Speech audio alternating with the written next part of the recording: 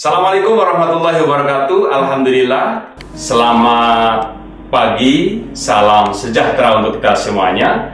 Om Swastiastu, Namo Buddhaya, salam kebajikan, salam sukses, salam sehat, dan semangat pagi. Alhamdulillah, pada kesempatan kali ini kita bisa berjumpa lagi di acara Bincang Pengawasan.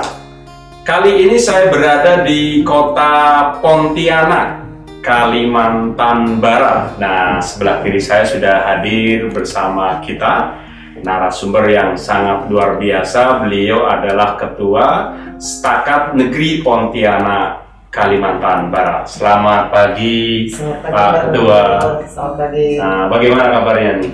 Baik Pak, sehat. Ya. Baik, kita tentu akan berbincang banyak dengan Pak Ketua Setakat Negeri Pontianak terkait A sampai Z ya Pak ya. Terima kasih kita sudah diterima dan bisa ngobrol banyak nanti ya di forum Bincang Pengawasan. Ini adalah program rutin Pak, setiap hari Selasa dan hari Jumat tayang di channel YouTube Inspektorat Jenderal Kementerian Agama Republik Indonesia. Baik, kita pengen kenalan ini lebih dalam lagi dengan Pak Ketua Setakat Negeri Pontianak. Ya. Mulai dari kelahiran, ini masih muda sekali kalau kita lihat biografinya. Ya, baik Pak. Jadi supaya pemirsa juga kenal, saya buka masker sebentar. Ini beliau panggilannya Pak Sunarso ya. Ya, gelarnya adalah Dr. Sunarso ST MM, Mas. Oh, ini luar biasa. Pokoknya biografinya menarik dah. Dipersilakan Pak. Kira-kira dulu lahirnya di mana nih? Ya baik. Jadi pertama saya mulai dari nama dulu ya. Jadi nama saya Sunarso, tetapi ini nama Jawa, khas Jawa. Tetapi saya sebenarnya karena satunya di Jogja. Tapi saya orang Dayak. Saya lahir ya. Jadi saya pertama sebelum kenal juga ini kayaknya Pak Sunarso, saya nggak percaya deh kalau orang Dayak, orang Kalbar ini. Pantasnya orang Jawa gitu. Ya, jadi saya lahir di kampung yang cukup terpencil, namanya Kampung Kladang, itu di Kecamatan Balai Karangan, Kabupaten Sanggau. Itu Sanggau kalau dari sini berapa? Dekat perbatasan dengan Malaysia. Jadi dari sini sekitar 260 kilo ya. Cukup jauh. Cukup jauh. Kalau jalan kaki berapa itu? Jalan kaki mungkin kita harus bermalam dulu Pak. Kelahiran 17 November 1975. Tuh keren banget, masih muda sudah menjadi Ketua Setakat Negeri Pontianak. Terus untuk apa, keluarga, anak istri? Orang Kalbar juga? Sudah menikah, istri saya juga dari Kabupaten Kebudayaan, jadi dekat Pontianak. Cuma memang aksesnya juga masih ketemu pas kuliah atau pas apa nih? Ketemu pas kuliah, ketika saya kuliah di UGM. Dia kuliah di Stiper ya, jadi itu kami menikah di 2002, kemudian sekarang sudah ada 4 putri Pak, jadi saya paling ganteng sendiri. Wih, nggak bisa Pak, kalau saya juga 3 putri. Oh begitu Pak, jadi ketemu temannya Pak. Dan kita juga satu perguruan, yaitu Yogyakarta. Oh Yogyakarta. Beliau 75, saya 78, jadi. Masya Allah. Di UIN ya dulu? Dulu IAIN. Oh, sekarang jadi sudah di Gaten, Condong Gaten. Mesti ingat lah kalau orang alumni S1 Jogja itu. Baik, untuk pendidikan Pak, dari SD sampai SMA di Kalbar ya? SD sampai SMA di Kalbar. Jadi SD di kampung asal, kemudian mulai SMP sudah mulai di asrama, di agak jauh, kemudian SMA di asrama juga, pulangnya hanya setahun. Baru pindah. Baru kuliah, saya S1 teknik mesin. Dulu masih ada PS apa namanya? Ketika masuk S1 pakai apa namanya? Pakai UMPTN ya? Masih ingat tuh UMPTN ya. Lewat UMPTN, saya juga tidak menyangka kalau masuk UGM. Waktu itu saya daftar di dua tempat, di Sanata Dharma sudah fakultas. Di Sanata Dharma saya matematik, jurusan fisika. Fisika ya. Sudah diterima, tapi saya juga ikut di UMPTN, juga diterima di UGM, saya ambil di UGM. Oke, terus S2-nya Ya, jadi selesai S1 98, kemudian 98 berarti pas lagi ini ya, reformasi itu. Reformasi. Jadi saya Pas mengalami dulu tukang demo demonstrasi masalahnya. jalan. Mungkin kita sama-sama jalan dari kampus UGM ke UGM di Kaliurang, ya. Itu saya mengalami itu.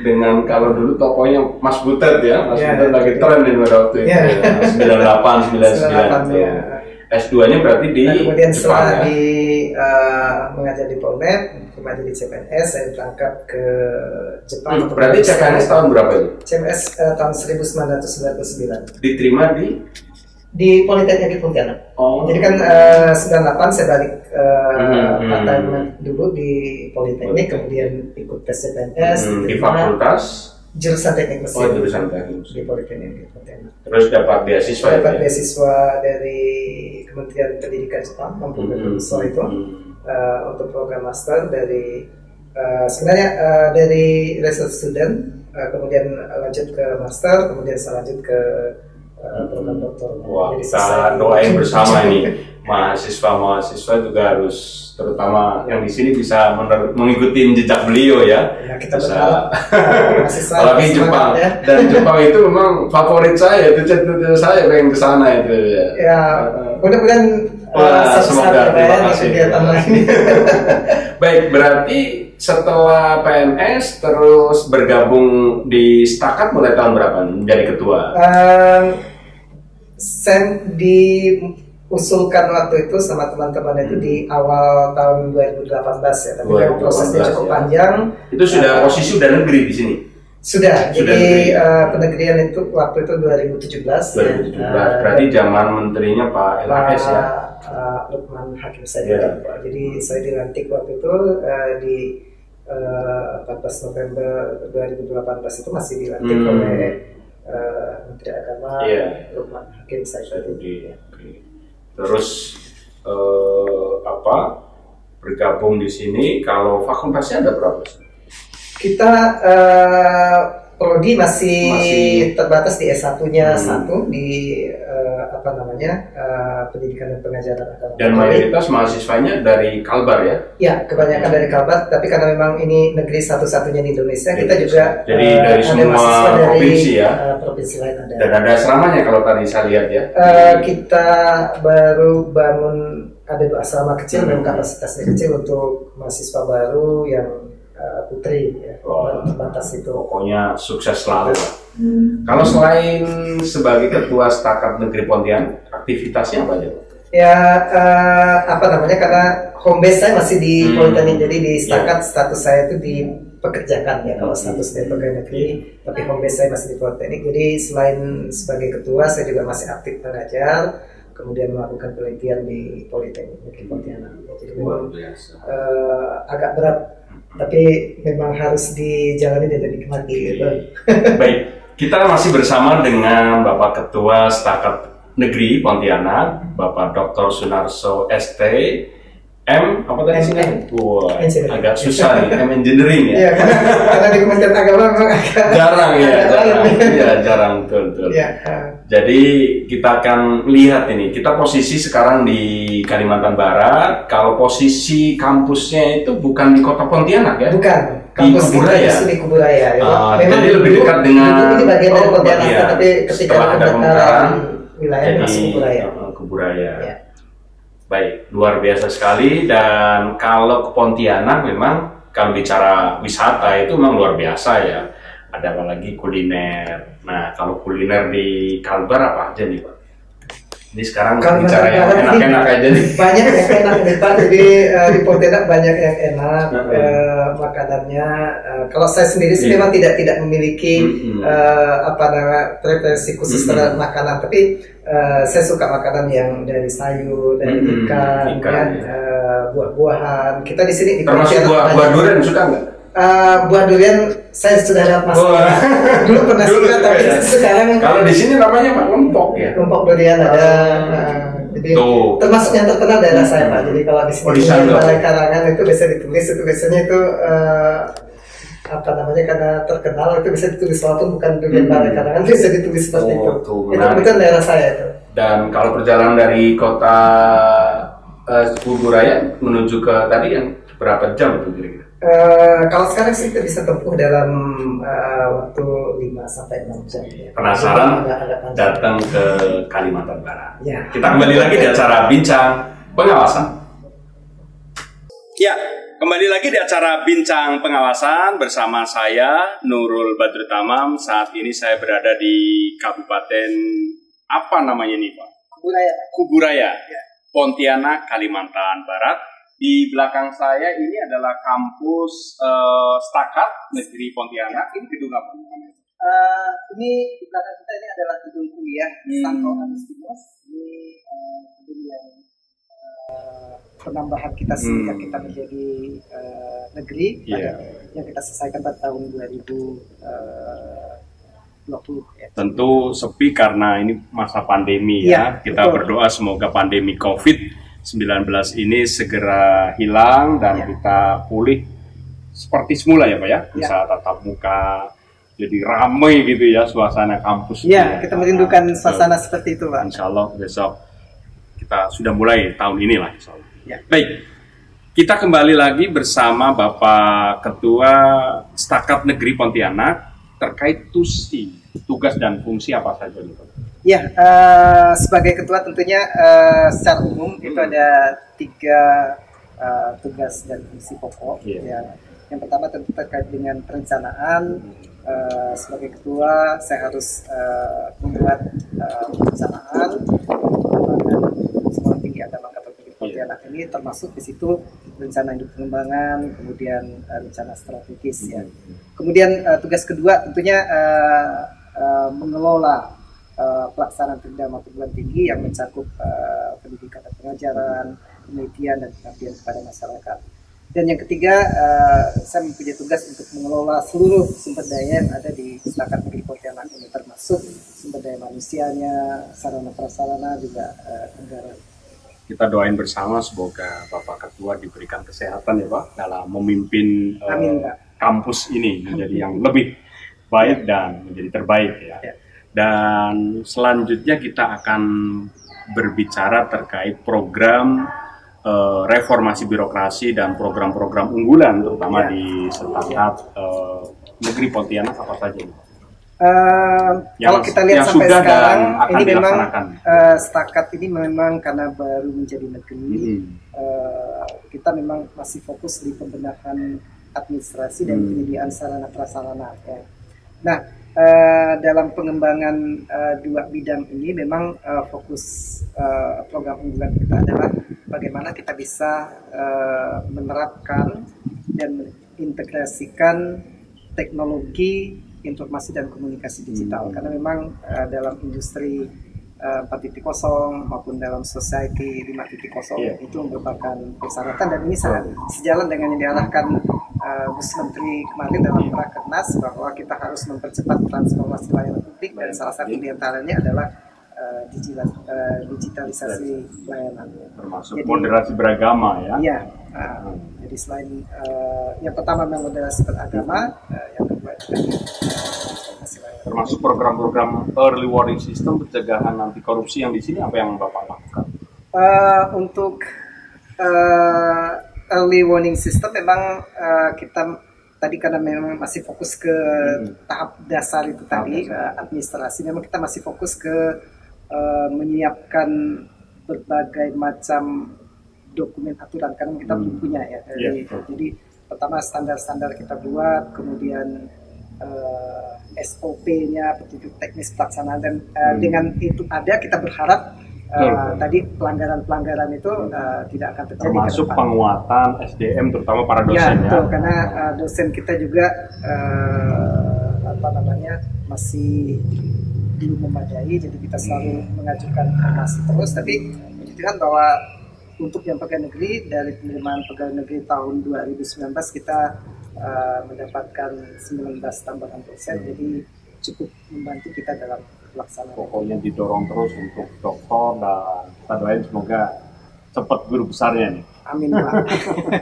Karena ikonnya di Stakat Negeri Pontianak yang negeri ya, ini luar biasa untuk Sekolah Tinggi Agama Katolik ya.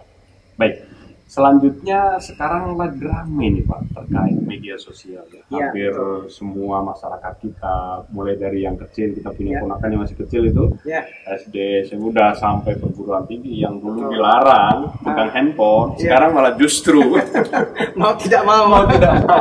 Apa pesan Bapak terkait bijak dan cerdas dalam bermedia sosial? Apalagi sekarang trennya kan intoleran, NKRI, terutama bagi ASN ini ya. Ya, betul. Termasuk ASN yang di sini ya, termasuk mahasiswa juga terkait hoax, terus ujaran kebencian di media sosial, apalagi di WA group. Ya, betul. WA group Pak Ketua saya yakin banyak ya, mulai dari teman dari. Iya, banyak apa sekali. Coba? Jadi kira-kira pesan buat terutama keluarga besar Stakat ya. Ya, jadi pertama memang kita sebagai umat beragama harus menyadari bahwa kita ini semua adalah ciptaan Tuhan yang diciptakan dengan karakteristik yang unik, tentunya berbeda. Ya, kita harus menyadari bahwa kita harus saling menghargai satu sama lain dalam perbedaan ini. Nah, terkait dengan ini tentunya dengan bermedia sosial kita akan menerima begitu banyak informasi yang tentunya tidak semua itu membawa ke arah yang baik, sehingga sebagai ASN saya selalu mengajak kita semua ketika kita menerima informasi, sebelum kita teruskan itu yang pertama kita tanya dulu informasi ini sumbernya valid atau tidak. Disaring dulu, jangan asal main share aja. Walaupun dari teman dekat, kita harus konfirmasi ini informasinya dari mana. Itu penting ya, karena kalau informasinya tidak jelas ya bisa dipastikan kontennya juga nggak benar. Kemudian yang kedua, kita harus berpikir dampaknya kalau kita sebarkan ke orang lain seperti apa? Apakah itu membawa kebaikan atau justru sebaliknya gitu loh. Jadi jangan juga kita latah karena ingin menjadi yang pertama dalam menyebarkan, justru kita menyebarkan sesuatu yang tidak baik. Salah satu contoh misalnya ketika ada kejadian, ada kecelakaan atau apa, mungkin kita maksud kita tadi supaya kita orang lain berempati segala macam, tetapi di sisi lain juga kita harus sedikit dampak terhadap keluarga korban, misalnya dengan sumber informasi ya dari masyarakat sekarang semuanya jadi wartawan jadi semua media sosial gitu ya. Jadi harus bijak, cerdas dalam bermedia sosial. Baik, yang terakhir pesan Bapak terkait kita dalam menjaga persatuan dan kesatuan anak bangsa apa saja? Ya,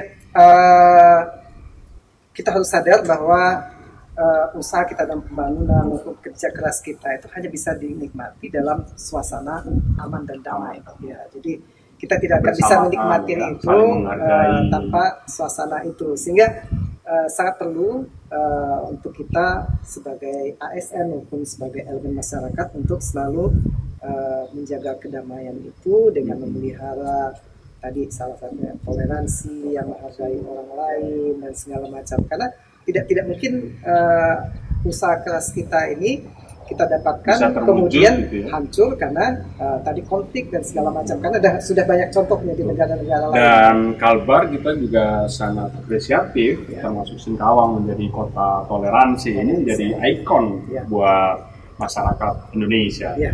Jadi mari kita jaga persatuan dan kesatuan, dan apalagi kemarin Gusmen Pak Menteri di Rakernas ikonnya adalah moderasi moderasi beragama dan layanan publik pada masyarakat.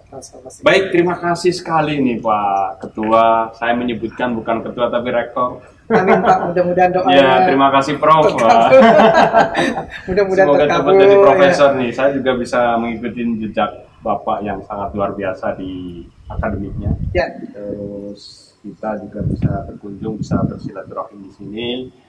Sukses untuk Pak Ketua, dan apa yang akan disampaikan untuk teman-teman dari Inspektorat Jenderal ini? Ya, pertama saya ingin mengucapkan terima kasih kepada Pak Nurul sebagai Kasubag TU dan Humas di Inspektorat Kementerian Agama karena memberikan kesempatan kepada kita untuk sedikit untuk mensosialisasikan informasi terkait dengan Stakat, dan kita berharap kami sebagai Satker negeri yang baru ya. Dan ini satu-satunya yang di Indonesia ya. Agama di Indonesia. Kalau yang swastanya ada? Swasta kita ada 21 kalau nggak salah. Makanya jadi ikon ini Stakat Negeri Pontianak. Karena ini merupakan kehadiran pemerintah umat Katolik ya, kita berharap memang kita terus dibina bersinergi ya supaya ini bisa terus berkembang di regulasi-regulasi yang ditetapkan ya. Tentunya kita berharap inspektorat bisa bersinergi dengan kita supaya kita bisa berjalan dalam track yang benar, maju tetapi dalam track yang benar ya. Terima kasih Pak Ketua dan teman-teman sahabat-sahabat semuanya, terutama di keluarga besar Stakat Negeri Pontianak. Semoga yang sedikit ini dapat bermanfaat untuk kita semuanya. Jangan lupa tetap semangat dan ikuti terus program Bincang Pengawasan tayang setiap hari Selasa dan hari Jumat di channel YouTube Inspektorat Jenderal Kementerian Agama. Terima kasih, kurang lebihnya mohon maaf. Terima kasih Pak. Wallahul muwaffiq ila aqwamit thoriq. Wassalamualaikum warahmatullahi wabarakatuh. Semangat pagi.